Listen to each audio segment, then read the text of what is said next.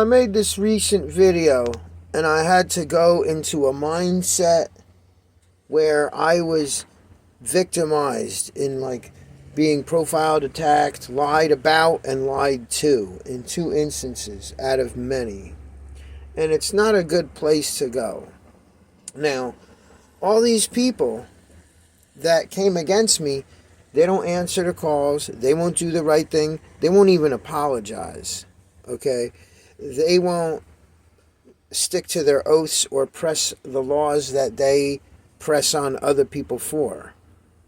So, the reason for all this is not just because they have bad hearts, but they're banking on me being some kind of substance abuser so they could catch me delinquent, irresponsible, in a criminal mode, which I will never be in, and or some place where I fucked up where they can get me and justify their actions. Okay, because I have long hair. I don't work a 9-to-5 job.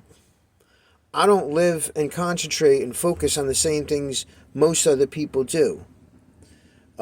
I work and do my thing outside of the context of everybody else's routine. So I work at night. Sometimes I'll stay up for days. Sometimes I won't change my clothes if I'm working or if I'm in a mode. I won't break from that. I'll even starve myself if I'm doing work. Okay? And I've missed out a lot on life, but my purpose and my direction and my focus and my perspective is one that I came to an agreement with when I met God. And I realized that God has given me the same gift as everybody else.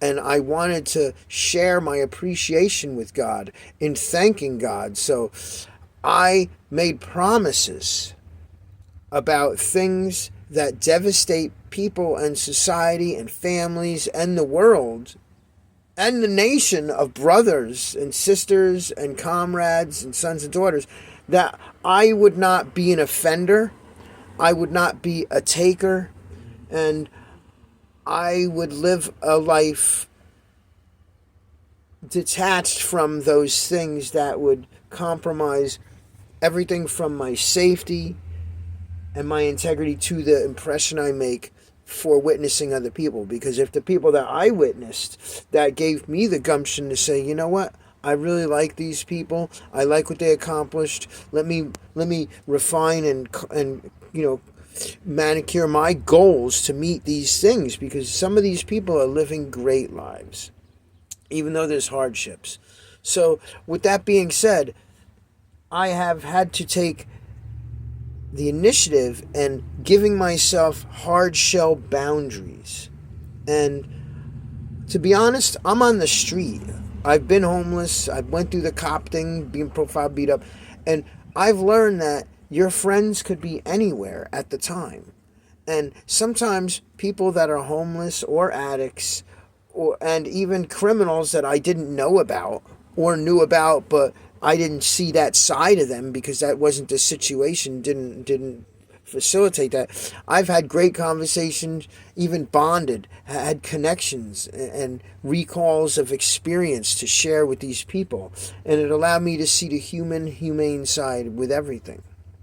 Okay, so that is as far as I go with associating and connecting myself and networking, if I can avoid it, with people that would do things and have things in their life that would make me vulnerable and satisfy the demons that came after me. Because people want you to fuck up so they could feel better about themselves and they could put you in their place to make themselves feel better. And I think that's what happened with the security guards. I think that's what happened with the city people that wearing lanyards. They want to feel control, so they have to flex on people that are homeless. And I got rolled into it. Okay, because I live out of a 125 square foot domicile rolling motorhome. Okay, from 1975, that I stripped down and rebuilt myself. And I got it from a very good friend. He was going to scrap it. and he gave me a great deal. Okay, so as I travel through life, I get periodically my life gets incepted by people that want to profile me and blame me for stuff like this and misconstrue my existence for someone that needs to be adjusted, condemned, and even attacked and jailed. Because cops have come against me too with the same BS. So there's times where I shoo people away because I will not give you what you want. I can't. Because I have had people in my life very close to me that have went down these roads too. And just by association, I've gotten in trouble for that. And it's compromised my hard work that I've done in my life. Okay? And we all hit the ground running at some point.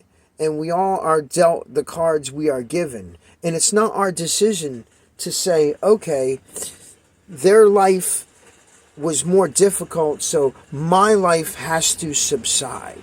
Okay? God makes things happen for a reason, and he gives us, or it gives us choices. And we have choices to make. And it's very hard for me to not let these things get in my head and affect my day. And affect the way I deal with people when I'm presented with these things. Because I'm not perfect as a human being. And I certainly am not judgmental. Okay? Because on the shell, people present better than me in a lot of circumstances. And they have qualities and skills that actually make them fit in more with society. Okay? Whether or not they want to utilize them, it's never my problem.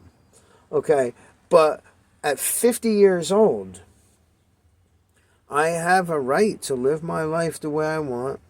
I have a right not to accept certain things in my life that I don't want there. And when people hold secrets and people do devious or malicious stuff, or people sneak around and do things that are to satisfy whatever need they have in themselves, they're conjuring up negative energy.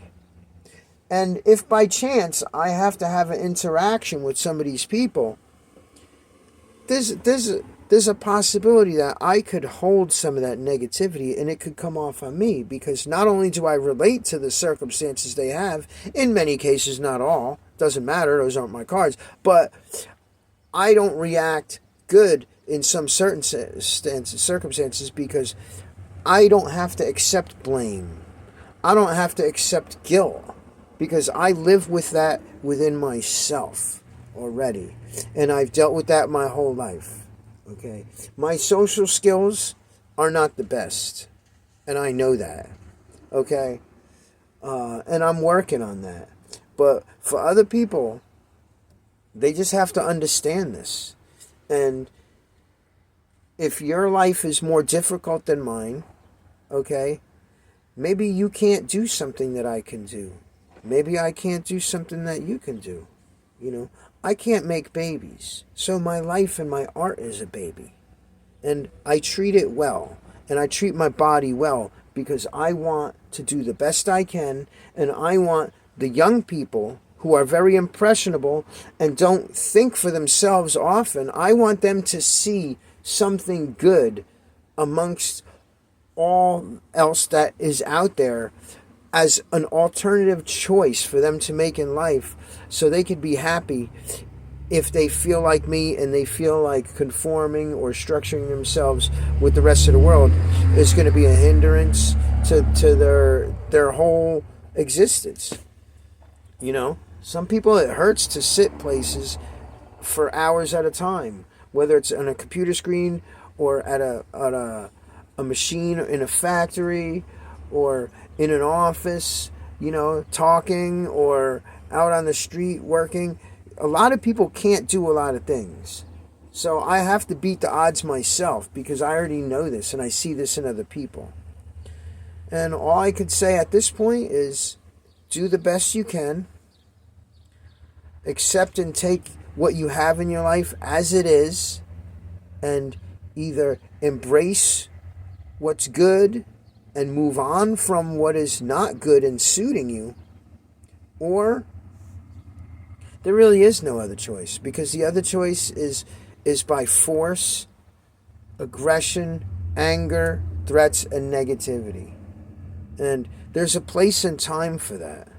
And you really got to see who deserves it and why it's there. So for me to be presented other people's fears or accusations or stereotypes or criticism, I take it with a grain of salt, because maybe it's constructive, but that's all I do with it. And if it's meant to help me, that's up to me.